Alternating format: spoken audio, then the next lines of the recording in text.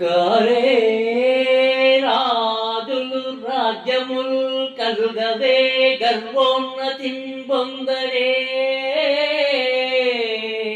వారేరి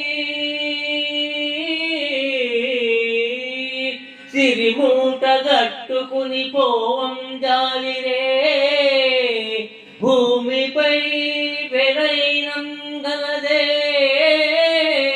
శిబి ప్రముఖులం ప్రీతిం యశ కాములై ఈరే కోర్కులు వారలం మరచిరే ఇక్కాలము భార్గవ వారలం మరచిరే ఇక్కాలము భార్గవ.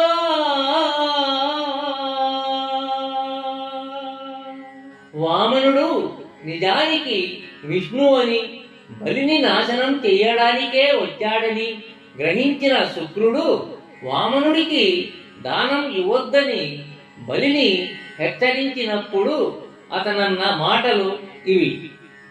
పూర్వం కూడా ఎందరో రాజులు ఉన్నారు, వారికి రాజ్యాలు ఉన్నాయి. వాళ్ళు ఎంతో అహంకారంతో ఎంతో విర్రవీగిన వారే. కానీ వారెవరైనా సంపదలు మూటగట్టుకుని పోయినారా? కనీసం ప్రపంచంలో వారి పేరైనా మిగిలిందా?